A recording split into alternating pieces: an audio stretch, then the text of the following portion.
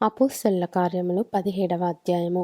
వారు Amphipolis Apollonia పట్టణముల మీదుగా వెళ్ళి తెస్సలోనికకు వచ్చిరి. అక్కడ యూదుల సమాజ మందిరం ఒకటి ఉండెను.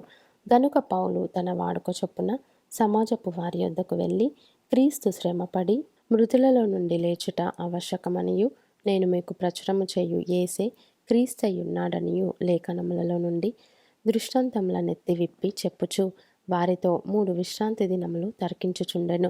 వారిలో కొందరును భక్తిపరులకు గ్రీసు దేశస్థులలో చాలామందియు ఘనత గల స్త్రీలలో అనేకులను ఒప్పుకొని పౌలుతోనూ శీలతోనూ కలుసుకొనిరి.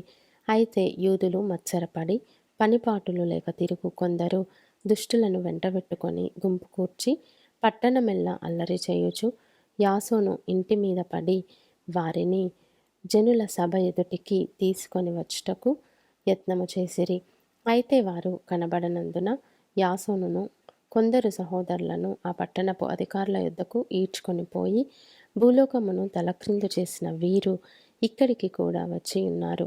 యాసోను వీరిని చేర్చుకొని ఉన్నాడు. వీరందరూ యేసు అను వేరొక రాజున్నాడని చెప్పి కైసరు చట్టములకు విరోధముగా నడుచుకొనువారు అని కేకలు వేసిరి. ఈ మాటలు వినుచున్న జనసమూహమును పట్టణపు అధికారులను కలవరపరిచిరి. వారు యాసోను నొద్దను మిగిలిన వారి యొద్దను జామీను తీసుకొని వారిని విడుదల చేసెను. వెంటనే సహోదరులు రాత్రివేళ పౌలును శీలను బెరయకు పంపించిరి. వారు వచ్చి యూదుల సమాజ మందిరంలో ప్రవేశించిరి.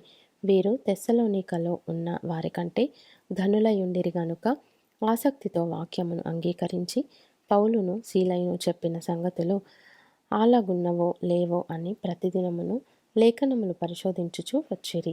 అందుచేత వారిలో అనేకులను ఘనత గల గ్రీసు దేశస్థులైన స్త్రీలలోను పురుషులలోను చాలామంది విశ్వసించిరి. అయితే బెరయలో కూడా పౌలు దేవుని వాక్యము ప్రచురించుచున్నాడని తెస్సలోనికలో ఉండు యూదులు తెలుసుకొని అక్కడికి వచ్చి జనసమూహములను రేపి కలవరపరిచిరి. వెంటనే సహోదరులు పౌలును సముద్రము వరకు వెళ్ళమని పంపిరి. అయితే శీలయు తిమోతియు అక్కడనే నిలిచిపోయిరి. పౌలును సాగనంప వెళ్ళిన వారు అతనిని ఏథెన్సు పట్టణము వరకు తోడుకొని వచ్చి శీలయు తిమోతియు సాధ్యమైనంత శీఘ్రముగా అతని యొద్దకు రావలెనని ఆజ్ఞ పొంది బయలుదేరిపోయిరి. పౌలు ఏథెన్సులో వారి కొరకు కనిపెట్టుకొని ఉండగా ఆ పట్టణము విగ్రహములతో నిండి ఉండుట చూచినందున అతని ఆత్మ పరితాపము పట్టలేకపోయెను. కాబట్టి సమాజ మందిరములలో యూదులతోనూ భక్తిపరులైన వారితోనూ ప్రతిదినమున సంత వీధిలో తన్ను కలుసుకొను వారితోనూ తర్కించుచూ వచ్చెను. ఎపికురీయులలోనూ స్తోయికులలోనూ ఉన్న కొందరు జ్ఞానులు అతనితో వాదించిరి. కొందరు ఈ వదరుబోతు చెప్పునది ఏమిటని చెప్పుకొనిరి. అతడు యేసును గూర్చియు పునరుత్థానమును గూర్చియు ప్రకటించెను గనుక మరికొందరు వీడు అన్యదేవతలను ప్రచురించుచున్నాడని చెప్పుకొనిరి. అంతటా వారు అతని వెంటబెట్టుకొని అరేయొపగు అను సభ యొద్దకు తీసుకొని పోయి, నీవు చేయుచున్న ఈ నూతన బోధ ఎట్టిదో మేము తెలుసుకొనవచ్చునా? కొన్ని క్రొత్త సంగతులు మా చెవులకు వినిపించుచున్నాము గనుక వీటి భావమేమో మేము తెలుసుకొనగోరుచున్నామని చెప్పిరి. ఏథెన్స్ వారందరూ అక్కడ నివసించు పరదేశులను ఏదో ఒక క్రొత్త సంగతి చెప్పుట యందును వినుట యందును మాత్రమే తమ కాలము గడుపుచుండువారు. పౌలు అరేయొప్పగు మధ్య నిలిచి చెప్పినదేమనగా, ఏథెన్స్ వారలారా, మీరు సమస్త విషయములలో అతి దేవతా భక్తి గలవారై ఉన్నట్టు నాకు కనబడుచున్నది. నేను సంచరించుచు మీ దేవతా ప్రతిమలను చూచుచుండగా ఒక బలిపీఠము నాకు కనబడెను.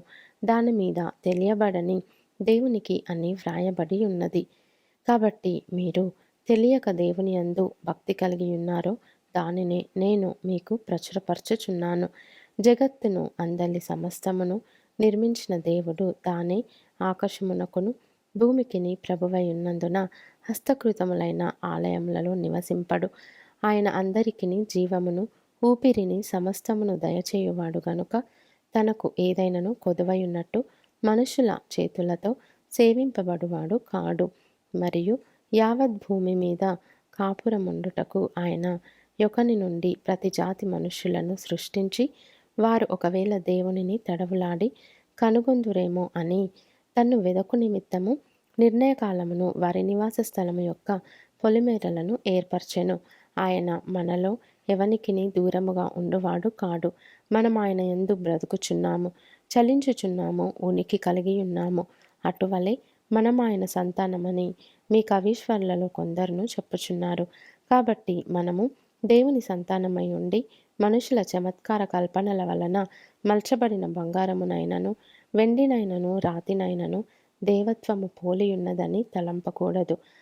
ఆ అజ్ఞాన కాలములను దేవుడు చూచి చూడనట్టుగా ఉండెను. ఇప్పుడైతే అంతటను అందరూ మారుమనస్సు పొందవలెనని మనుషులకు ఆజ్ఞాపించుచున్నాడు. ఎందుకనగా తాను నియమించిన మనుషుని చేత నీతిని అనుసరించి భూలోకమునకు తీర్పు తీర్చబోయడి ఒక దినమును నిర్ణయించి ఉన్నాడు. మృతులలో నుండి ఆయనను లేపినందున దీని నమ్ముటకు అందరికిని ఆధారము కలుగజేసి ఉన్నాడు. మృతుల పునరుత్థానమును గూర్చి వారు వినినప్పుడు కొందరు అపహాస్యము చేసిరి. మరికొందరు దీని గూర్చి నీవు చెప్పునది ఇంకొకసారి విందుమని చెప్పిరి. అలాగుండగా పౌలు వారి మధ్య నుండి వెళ్ళిపోయెను. అయితే కొందరు మనుష్యులు అతని హత్తుకొని విశ్వసించిరి. వారిలో అరెయోపగీతుడైన దియొనూసియ, దమరి అను ఒక స్త్రీయు వీరితో కూడా మరికొందరు నుండిరి.